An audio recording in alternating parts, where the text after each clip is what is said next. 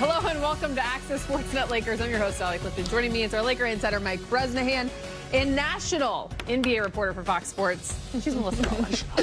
How you doing? Good to see you. Good to see you. If you guys always. only knew what they said in my ear before we went to that. Oh, really? Yeah. Well, you can share. We may talk about it on the show. Okay. It's a part of the game. Little suspense. Yeah. All right. Okay. That's a little tease. Yeah, so let's get... By the way, it's not often we get a national writer in here, so this is kind of a big deal for us. I really feel I'm in awe she's right a big now deal in general. She kind of is. But yeah, then add that title, of course. Big deal. Well, I feel like a bigger deal next to you two. So. Stop. You're always so kind. The Lakers held their second straight day of practice at UCLA Health Training Center in a season which has not seen a lot of practice time on the court for the Lake Show. On Saturday, they played one of their best games of the year, albeit in a loss. At practice, Coach Vogel and LeBron discussed the team getting practice reps in. To be able to manage their bodies is the first thing, get them enough work to keep them in rhythm. We try to keep them in a every other day rhythm in terms of having a live practice yesterday, obviously off Sunday, lighter today, and just more time on the court, where we can just practice and hammer out some of these habits that we've been working on, offensive organization, the defensive rotations, and everything that goes into winning basketball. Just an opportunity to touch the court has been beneficial. That's the feeling. That's what we all talked about afterwards, after that game. There's been some games throughout the course of this year where we've had ugly nights and haven't really seemed connected. And it didn't feel that way in Golden State. It felt like we're on with the mindset this is going to be our group down the stretch run. And I thought we played for each other. And if we do that and play hard with the talent we have, we'll have a good chance. I mean, it's unfortunate that I had probably one of the worst fourth quarters I had shooting during the time when we was the most connected. But I definitely felt the energy. The energy was just great. I felt like we was connected throughout that whole game. And, that's a team that's been playing connected basketball all year long. And it shows why they're the number 2 team in the West. But I just felt like we just came out with a lot of connectivity that game, and the result in us possibly having a big win on the road. Guys, let's talk about the last 2 days for the Lakers. Practice. Something they call practice. For a team that has struggled with consistency, we know the story, Melissa, on court. How welcoming can these last 2 days be for them? It's huge, but I think the bigger thing will be the All-Star break, and especially how they enter the All-Star break. We'll see how they do against Utah. They really need some good momentum. They've lost 3 games in a row. They've lost 7 of their last 9. They could really use a win right now and enter the All-Star break on a good note. They say they kind of turned a corner a little bit after nobody was dealt during the trade deadline. They said that there was a weight lifted from their backs of sorts, but we'll really see how that plays out after the All-Star break. They need a mental break. They need an emotional break. They need a physical break. And practice is important, but I think this All-Star break will really be telling. I agree with you on that. What did come after the trade deadline before that Golden State game, though, was practice, Brez. And so until you get to the All-Star break, you have these days that you have to take advantage of. Yeah, no doubt about it. If you look at the month of March, we've talked about it on our air, Alley. They play 16 games in the month of March. That's a lot, 11 on the road. So, yeah, you're not going to have a lot of practice time starting a couple weeks from now. When you come back from the break, they'll get in a day or two before they play the Clippers a week from Friday. But yes, no doubt, this team's still trying to get to know each other. It's pretty evident. 5 games under 500. Any consecutive days of practice, that always is going to be a benefit to a team like this. You know what would be beneficial, too? If they were 100% healthy. How about that? Going into that conversation, they will not be again tomorrow. An update, Carmelo Anthony is out. He'll miss his 5th straight with that hamstring. Avery Bradley is out. Specific to Carmelo, because I think Frank touched on it a couple days ago with practice. When you think of a guy like that and the way the last couple of games have gone for the Lakers, how much has he missed? He's huge for the team, Allie. He's a spark plug off the bench. Frank alluded to it the other day. He said, you know what? We might have beaten Golden State if he had been on the bench. And I truly do believe that. He changes the tenor of that second unit. He gives them energy. And when he gets going, I mean, they look like a different team out there. So missing him is really big. This is going to be his 5th game in a row, I believe. It's been quite a while. And he's an important piece for this team. He's a future Hall of Famer. Oh, absolutely. Yeah. But you want, with that hamstring, Brez, it to be 100%. before he returns, especially his age and where he is in his career. Is it worth it to bring him back for a game on Wednesday when he can get another 9 days of rest and come back? I don't even know what day that would be. That Friday game against the Clippers, 23rd, let's call it that. Not quite sure. But yeah, the extra week and a half off is absolutely worth it. And there's no doubt they miss him. That second unit, maybe not quite the continuity that they would want. Remember his last full game, before he got hurt in the Clippers game, he had 24 points.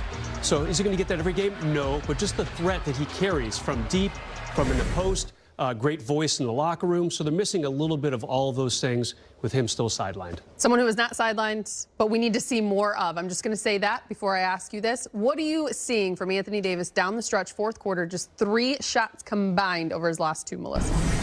It's really interesting because when he came back from injury, I remember him specifically saying that he used that time not only to heal his body, but to reflect on, he didn't have the best start to the season. He didn't look like himself at the top of the season. And he said he used that time to really evaluate how he can be, one of the best players in the world again. And he came back and he looked like it for a little bit. He had a couple of games where he scored 30-plus points. He had a couple of nights where he grabbed 17 rebounds. The last couple of games, he's done a disappearing act again, especially down the stretch when the Lakers need him the most. And that can't be happening right now. Are you concerned? Yeah, it's a weird pattern for him. Remember the Portland game a few days ago? We won't relitigate it too much, but other than that, after the game itself, post-game show, all of a sudden we're like, wait, he took only 11 shots in the entire game? And then we realized he had no shots in the fourth quarter. Why did they lose to Portland? That's definitely one of the reasons, in addition to bad free throws, which has become a particular sore sticking point for you, Allie, as we know. Maybe that's what the word was in my ear. There you go. There you go. Free throws. Free throws. But yeah, I'm sure the Laker coaching staff is talking about this amongst themselves. Wait a sec. He's had 3 shots in the last few games, in the last 2 games in the fourth quarter. Got to have more than that, no doubt. Yeah, that has to change. As we all know, the Rams, they won the Super Bowl on Sunday against the Bengals, which adds to an impressive resume of sports championships in LA. Lakers and Dodgers both won in 2020. And with the Rams winning the 2022 Super Bowl, that is a title in each of the 3 major North American sports in a little over 16 months. Let's hear from LBJ on the Rams taking home the Lombardi. I'm a Browns fan. But I'm also a guy who roots for a team where I'm in the same city of as well. So when I was in Miami, obviously I wanted the Browns to win. I was a Cowboys fan back then, but we always rooted for the Marlins and we rooted for the Dolphins. I mean, it's just, the city feels better when the hometown teams is winning. I went to a Miami Hurricanes game just out of support. I think that's, sometimes what you just do, just for the better of the city and everybody. So, but I was there mostly on the football side for Odell. I mean, that's my little brother. And I've tried to be down for him and be with him and give him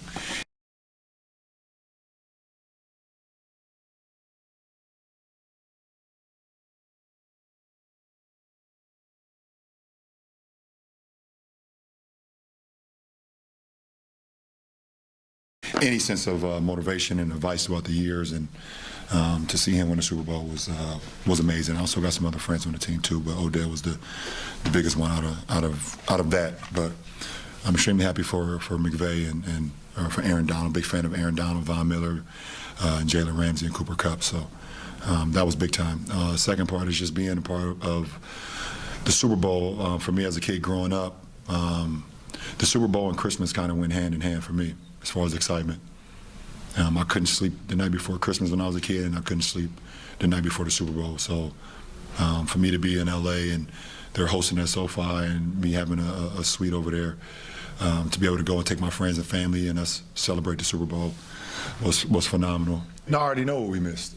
I already know what we missed, and more importantly, I feel like bad for my teammates who won their first championship and what they missed.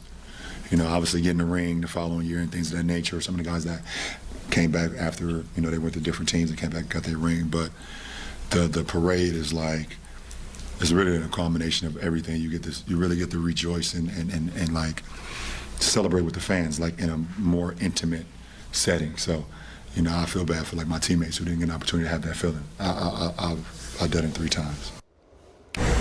There are so many players in the NBA who will finish their career and have never won a title, let alone win 4 and get to experience parades. I think the fact that almost a year and a half plus later, they're still talking about it. Tells you how important a parade is to the championship aspect of it all, Brez. Yeah. It's disappointing. Look, I was at the one in 2009 and the one in 2010. One ended at the Coliseum, which was crazy. I mean, that thing was almost filled to capacity. That's a lot of people.